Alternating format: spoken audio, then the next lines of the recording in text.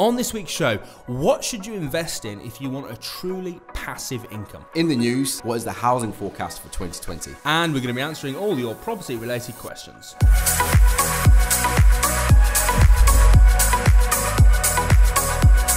Welcome to the Property Investors Podcast. Thanks so much for tuning in. Make sure you subscribe so you never miss an upload. You can catch us on Apple Podcasts, Spotify, and YouTube. Enjoy this week's show and don't forget to share it with all your friends. Hi, I'm Russell Leeds. Hi, I'm Ben Mack. And welcome to the Property Investors Podcast.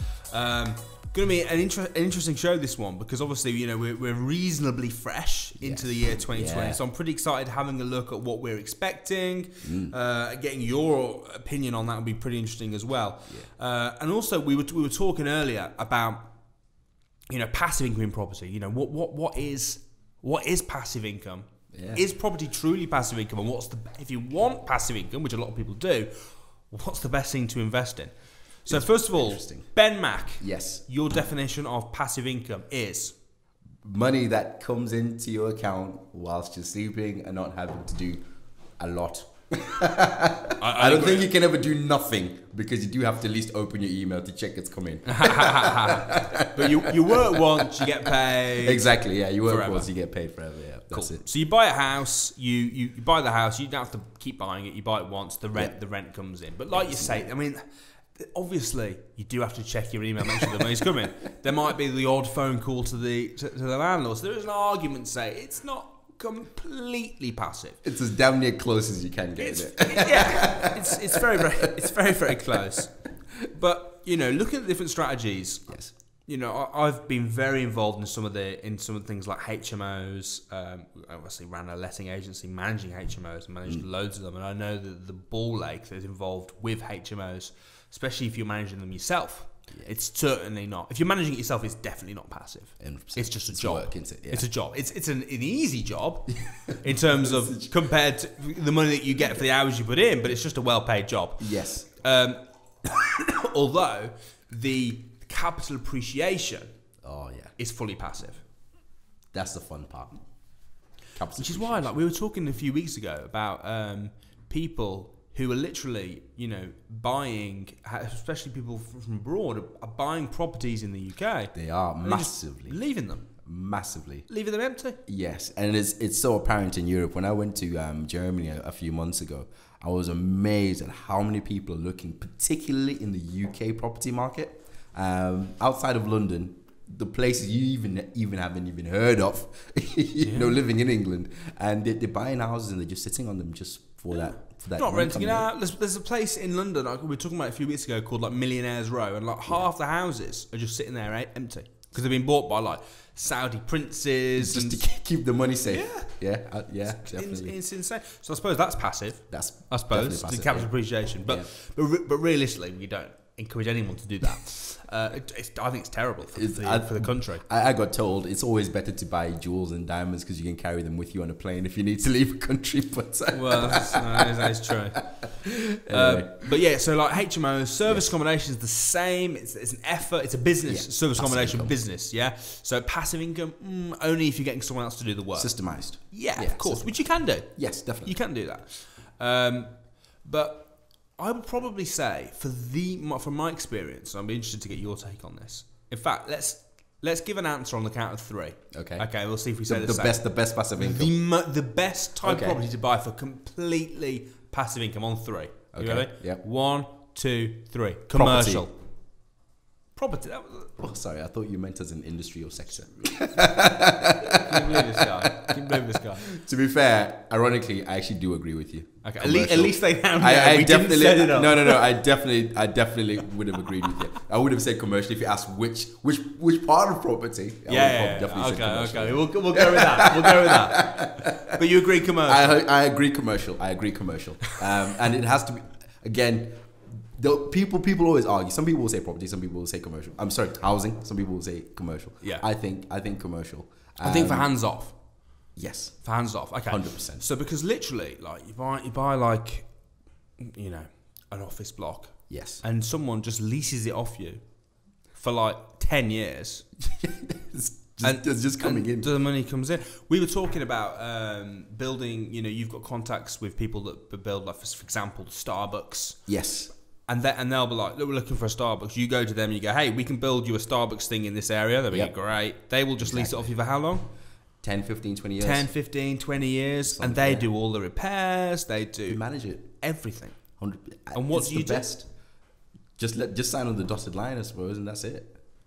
And you let it come in. So I think, 100% agree. I said property, but commercial property. You can tell it's not scripted. Commercial property to be exact, yes. For definitely. Sure. So what would you say? What would you say was someone wants to get started in commercial property, don't know anything yet? Got any suggestions on what they should buy, where they should look? Because the negative, of course, you've got to put more money in. Yes, you do. So typically, you'll need to put So if you're getting started, I would probably look at, what the high street is like these days in some places. Well, they're dying, aren't they? Yeah, they're pretty much dying. So there's what's called permitted development rights, where you can buy a commercial unit. You can convert either the part of the back or the top floor into like a 2-bed living space, and you can sell that off. You get a bit of money from that, and you lease the commercial part of it back out to someone. Okay. So yeah, I'll say that's a good low end commercial deal, and obviously you can scale that because if you buy 10 shops, then it's obviously a large scale operation. Yeah. That's not bad. What about if you just want to buy something? You don't want the hassle of doing it. You just want the money. Look, I've got 100 grand. You just want the money. I'm trying to buy something, rent it out. Don't want to do anything. I think like a Starbucks or a coffee place, anyone who can sign a long lease for your space is the best thing to do. So how do you, because that's the problem, isn't it? How you find it. How do you find somewhere where you're going to get a long lease? I saw there was they built a retail park in Lichfield, obviously where I used to live, and I haven't been there, to be fair, since August probably. But they built it, and it had been there for, I don't know, 6 months, and 2 of the units were still empty. And it's like, how bad does that get? How they've built. Was it a brand new? Is it quite a large? Brand new, large. They built. There's only about 7. Maybe there was a Costa Coffee, which looked like always. There was always going to be a coffee place. Always, which went like that. Obviously, they had like a Lidl. Yeah. They had a gym, and then they had like 2 completely empty ones. Yeah. And it's like, how annoying would that be if you built it? So how do you if you're buying commercial, how do you make sure? And we go around London, we're looking for offices. Go around London, it's like, this one's empty. How long's it been empty? 6 months. Yeah. Because you don't want to buy commercial, have it just sitting there empty for ages. Yeah, you need to have some form of game plan. And again, it's one of those where you play your cards close to your chest until you have to reveal them. So, for example, if you saw an empty unit somewhere, for example, you mentioned the Costa there. Yeah. There's different types of companies that seem to flock together. Normally, if you see a Costa in a high street, you'll see a Starbucks or you'll see a Greg's. You'll always see a competitor, and it wouldn't surprise me if in a few months' time you go there and you find a Greg's or another what's it called? Maybe not a Pret-a-Manger because it's quite premium, I suppose. Maybe one of the other coffee places. But I would, before you buy it, try to find someone who would sign up to a pre-let of some sort, because then you're going into the deal with some confidence that this person is going to move into that unit when you buy it, basically. And it's all just a chain. It's similar sort of pit stop. So you might make an offer and say, right, I'm making an offer subject to me getting it let within a month or something like that. And if the landlord's happy with that, or if the vendor's happy with that, then they'll take the deal. And if it's been there for a long time, he'll take whatever he can get. So that's an interesting deal. So have you done that sort of deal where you've said, I haven't done that type of deal, but I have seen it done. So I'll buy it on the condition that I can get it rented within 2 months. It's an option. Yeah, it's an option. That's interesting, though. It's an option, yeah. This is the good thing about the English legal system, I suppose. Solicitors can work, magic, as long as everybody's playing towards a win-win situation for both parties. Yeah, or build something specific. Yeah, or build something specific. So, good example is Aldi. I'm sure you'll have noticed, well, particularly when I was living in Leeds, there were Aldis and Lidls popping up here, there, and everywhere, up and down the country. Some I project managed and delivered, and their criteria is quite easy. If you go on their website, literally, you can go on there and they'll tell you which areas they're looking to build in and what the criteria is. So if you found a piece of land that matches the criteria that they're after, then you can contact them and build it, and you can get them to sign a pre-let to say, right, once it's ready, you guys are going to move into this. And if anything, it makes your development finance finding easier as well. Wow. So there's ways around. I'm surprised big companies like that don't own their own real estate. Sometimes they do, sometimes they don't. I mean, McDonald's definitely does. Yeah. Well, McDonald's is a property company. It's a property business, yeah. McDonald's is a property business. So, so they just do sometimes. I guess it just leaves them the flexibility of being able to break. So, for example, betting shops, recently a lot of them have had their tails cut, and they need to close, quite a lot of their stores. And if they owned all those properties, they would be forced to just have them and hold them. But I suppose if they've in a good position where they're now looking to close a unit or 10 units and they all are relatively close to their expiry date, they can probably just get rid of those stores relatively easier than having to hold them and sit. So I suppose that's probably why they lease them. I think just in case their business model changes. Yeah, that makes sense. That makes sense. Okay, brilliant. Well, I think I agree with you, and I think you've got some really, really good insight there into what to commercial look for. Property. We're definitely on that. Yeah. So 1, 2, 3, commercial.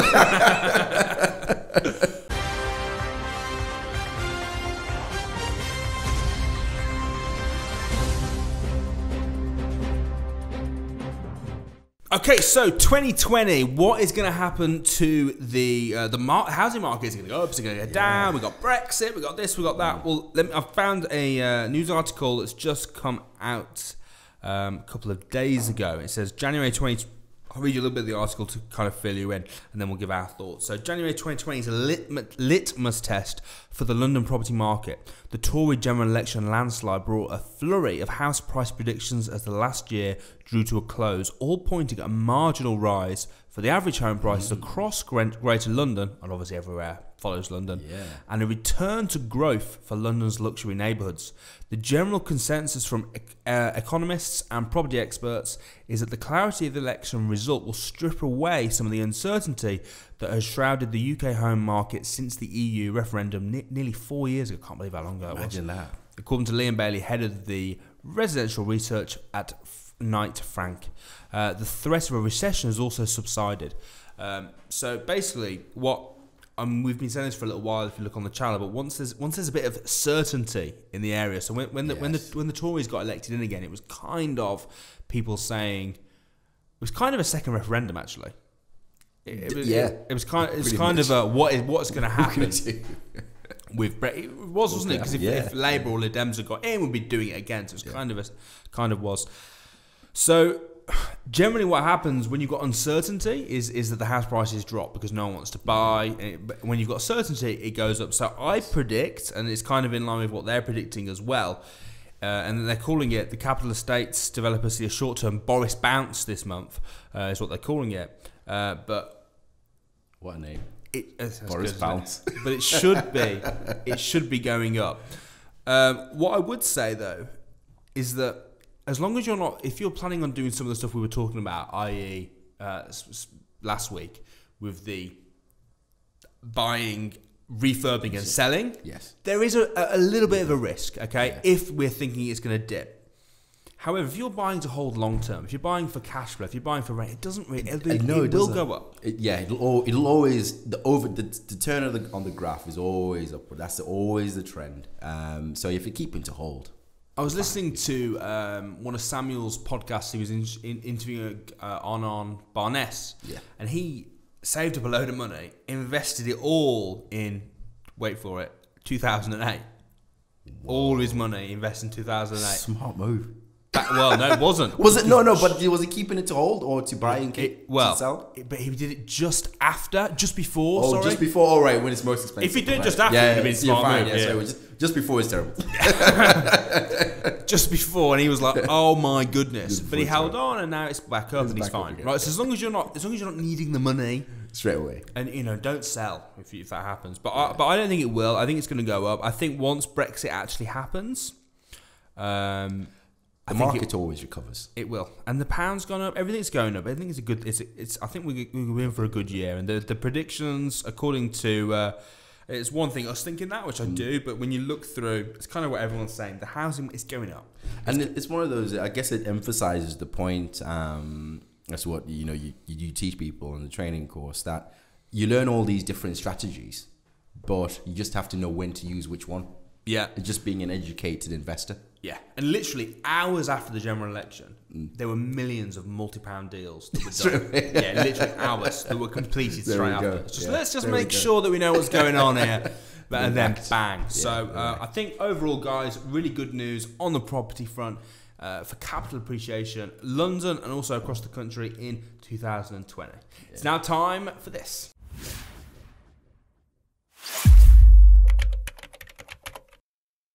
Okay, this is a question from Michael Gerdov. He says, "Hi Russell, I want to start investing in real estate, but I live in San Francisco, a high-cost area. What are your thoughts on investing there?" High-cost area. There's more though. Okay, I'm not sure on that because I don't know San Francisco well. Also, I was looking for someone to explain to me what refinancing means after getting a mortgage for a place. Thank you so much, big fan. So San Francisco, personally don't have much experience. No, I don't have any. So it'll be a case of following the formulas and basically just working out what your return on investment is. So how much money you're going to put in, how much cash flow you're going to get back out of that. It very much depends on that. However, refinancing. So if you wanted, say for example, you've got a mortgage of £100,000 and you've paid £80,000 into it, just using round numbers, and you want to get some money out. Refinancing is simply, it's almost, I suppose, Russell, maybe like remortgaging, I'll say, and getting money out that you've already paid in, and all it will mean is maybe your mortgage period is extended so that you can pay it back, etc. But that's effectively what it means. Just refinancing is pulling your money out of an asset where it's stuck in. Yep, but I mean, to be honest, I'm more looking for questions here. But yeah, that sounds about right. Yeah. So you've got a mortgage already. There's a certain amount left on it. You just get a new mortgage when the house has gone up in value. Yeah. So you get your money back out. Okay. Here's a question. Okay, this one of the things I struggle with is basically you always see the future in a very positive way. That is, you always think you're going to win. You don't see the possibility of not getting your money back or not finding the right people. And I believe when you create a new business, it's important to clarify and see the downside, or what's it going to do if it breaks. Not to be pessimistic, just realistic. Okay, it's not a bad point. I think it becomes a problem when you start using it as an excuse not to get off your backside and do something. Yeah, looking at the downsides. There's always going to be risk. Put it that way. It's a given. You can step out of here and get hit by a car. Yeah. But what do you do before you cross the road? You look both ways. So, but the key is not using the excuse of saying, "Oh, there's risks and downsides. Oh, I'm not going to do anything." I think that's bad. For me, I agree that you need to be realistic. I talked last week when you're assessing a deal, you need to know the risks. Very, very important. You do your due diligence, which we talked about. You check it out. You find out what the risks are. However, naturally, I'm an optimist. I always believe I'm going to succeed. Now, a lot of it, if you believe something is true, the chances are it will become true, right? Because you believe it and you think it and you act like it's going to happen, and it does happen. So for me, to have a confidence and a belief in yourself and to take the risk and to take the chance and to put your foot out there and take the actions, a lot of people don't. Yeah.